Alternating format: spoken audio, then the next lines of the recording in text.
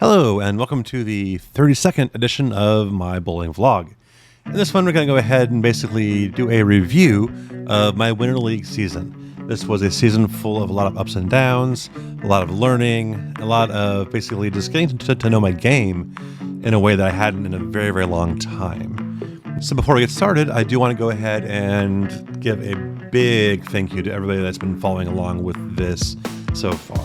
It's something that I sort of picked up at the very start of this Winter League season on sort of a whim. I was already recording my bowling for game analysis and figured, might as well go ahead and turn this into a vlog. It was obviously inspired by folks like Brad and Kyle and Darren Tang, with some other inspirations elsewhere.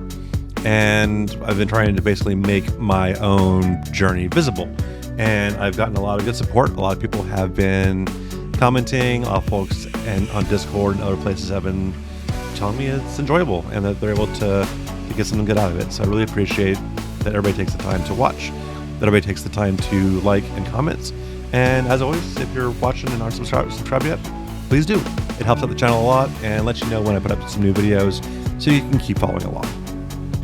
So the most basic way to look at the course of a Winter League season is to basically look at your average and where things started, where things ended.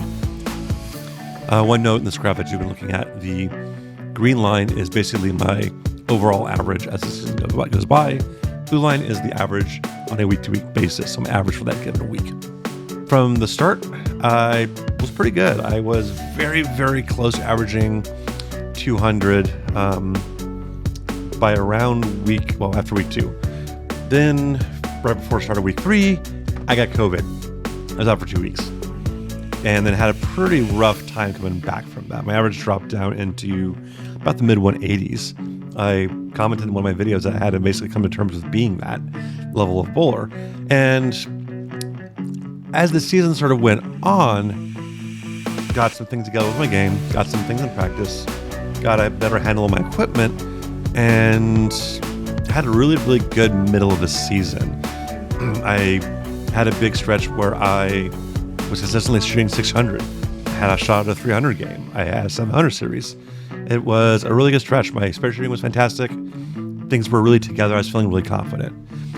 Near the end, it got a little bit challenging. I had a couple really, really rough weeks over the course of that, but not in a way that was terrible, but it definitely prevented my goal of actually reaching a 200 average.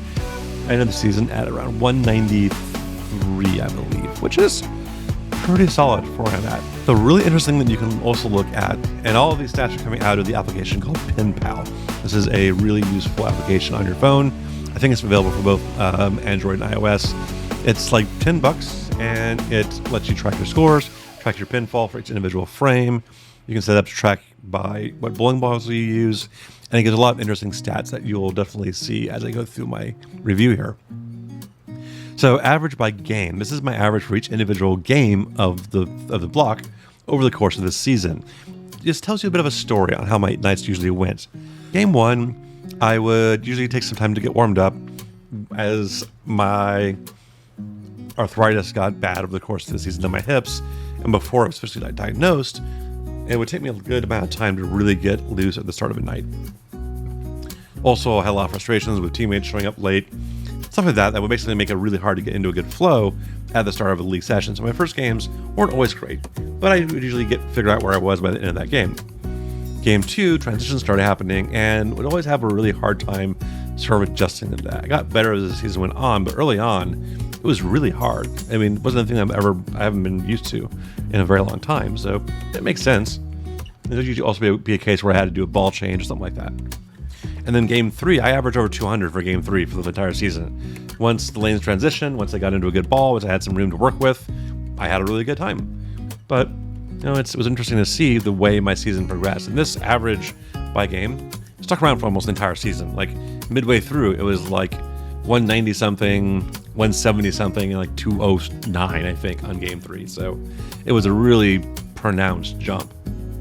So it'd be very interesting to look at my high games over the season. Individual games don't mean a heck of a lot over the course of a long season, but these are still things I'm very proud of. Obviously, the 277, that was me throwing the front 9 with my phase.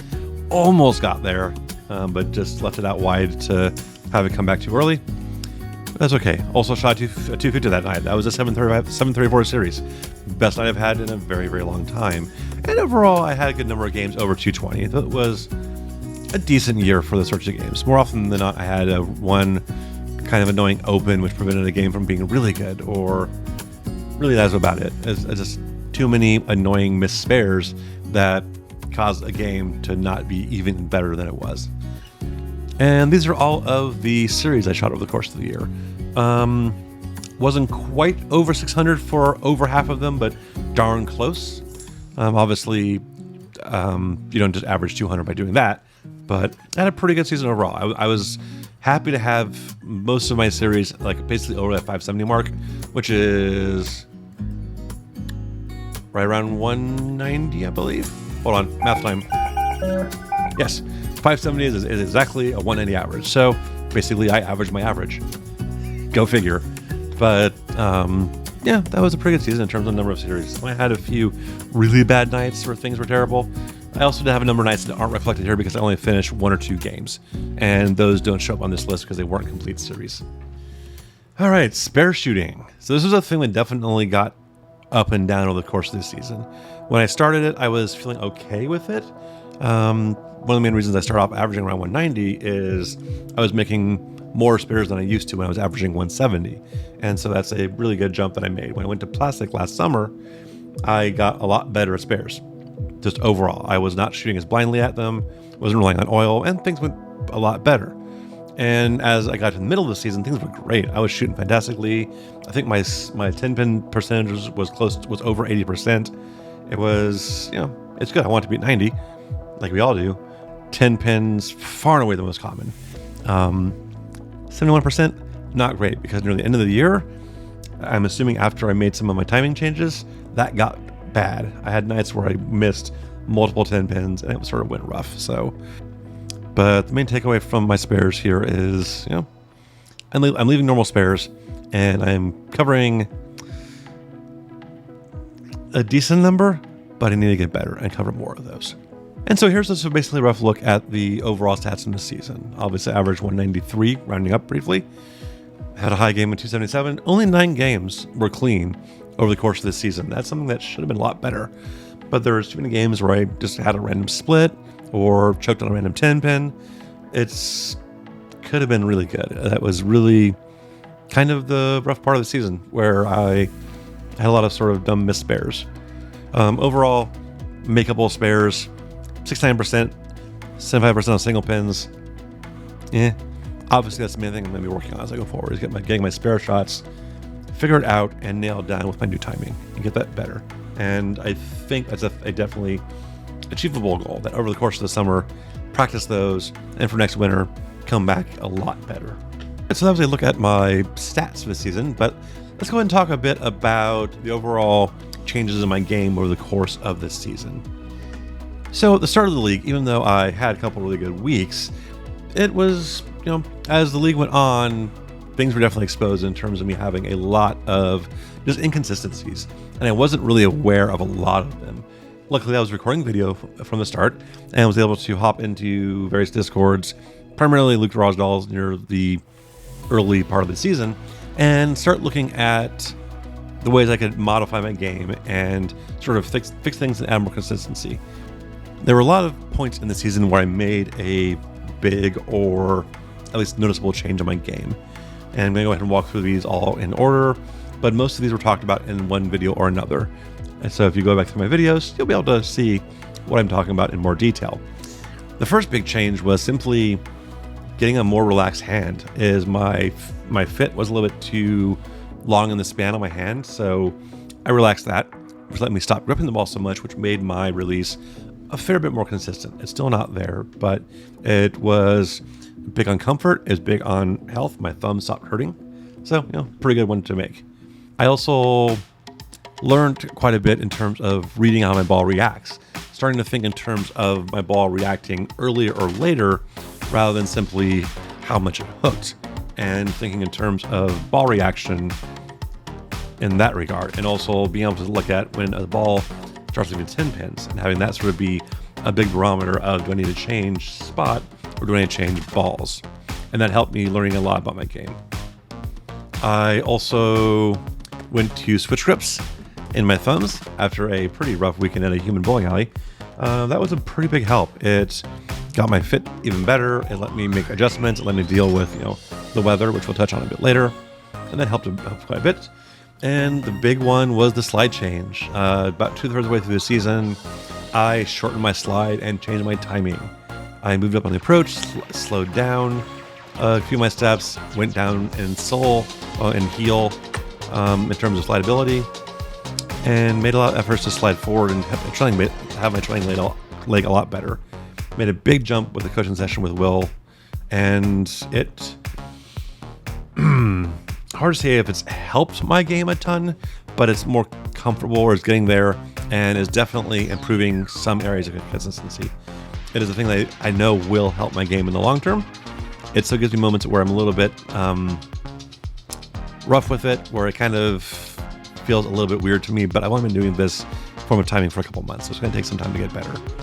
And also, I adjusted my arsenal quite a bit. When I started the league, I had 3 balls. I had my spare ball, my IQ Emerald, and a hammer of the sauce. But I got my phase 2, and that got me into a really good place with the league. And then near December, started getting into some more equipment, and things went cool once that happened. A lot of my videos talk about that, but I went from having 3 balls to I think probably have 11. Obviously, those don't all go to league with me, but it's good having those for tournaments and whatnot. I was able to learn a lot more about equipment and get things that sort of helps my game a lot more than just taking things for being safe choices. And so as the league season ended, I was on a very good run. I think I shot over 600 for 5 out of the last 6 weeks, which was really fantastic. Obviously, the very, very, very last week of the league was terrible, and I will be talking about that week in a upcoming mental health episode. Still not going to touch on it here, but overall, in the league was fantastic. It felt good to end on mostly a high note, and to really feel like I got a handle where my game was at the time. Obviously, my spirit shooting was still sort of whack, but I'll come back next year and be even better with that. So what were some of the main lessons I took from this season? What are the things that I'm going to basically keep in my head going forward when I come to League again in the future? Well, number one is sort of my mental health. I'm going to do a big video about this coming up in the near future. The number one thing that I deal with in my entire life, as I talked about in one of my Jason Talks podcasts, is I have autism, and that has various mental health challenges that go with that. I get thrown off by other people doing things weirdly. Somebody shows up late to bowling, it makes me get frustrated with them. Somebody takes forever to actually step up and bowl, I get frustrated. Something that I know I have to work on, something I will have to always be working on. But now as I'm able to recognize those things, I can probably take precautions to avoid that. But it's an ongoing challenge. I'm always gonna have to deal with that. I did improve my ability to recover from bad moments most of the time. When they're just 1 or 2 moments, I can let the frustration out, express it, focus, and get back to it. This actually was really visible in a tournament that I bowled in Kansas, where I had a day where I missed some spares, but every single time I missed a spare, I came back and threw a strike, because I was able to basically blow things out, come back, refocus, and bowl. And if I can remind myself of that lesson, it'll be really good. So one thing I wasn't really expecting to have to learn about, it was dealing with Midwest weather. I grew up in Northern California. Northern California temperature is almost always between 70 and 90. And the humidity is basically, normal. Vaguely dry. You don't get those big, sweltering days. Let me tell you, Chicago has them. And both back in the start of the fall and here again in the spring, you get a 90-degree day with really high humidity, suddenly your thumb don't fit, and suddenly your shoes don't slide so well. Going to switch grips sort of helped that a lot. I just, at one point, had to get more thumbs because I swelled up beyond what my existing selection of thumbs allowed me to do. It's an adjustment, and something that I have to learn how to adjust to. I'm managing it, but it still can cause a bad night here and there when sometimes not expecting to have happen. It's a lesson I had to learn. So that basically wraps up my talk about this season. It was, again, a lot of ups and downs, mostly good moments, some big frustrations, but they're all things that I was able to learn from, or at least will learn from as we move on. I do have another couple of videos coming up. I'm going to be releasing a video on mental health. It's going to be a Jason Talks podcast style video. So look forward to that one. And again, thank you again all very much for being here. This has been a wonderful journey so far. And as I keep working towards my goals, I hope you guys are along for the ride. So as always, please keep the comments coming. If you like this video or others, please be sure to hit like on those. That tells the algorithm what you like and tells me what you like. And as always, please subscribe if you aren't already. It helps me out and helps me know who's here. So thank you again for being along for the course of this Winter League. Hope you guys are going to stick around for the future. Good luck and good bowling.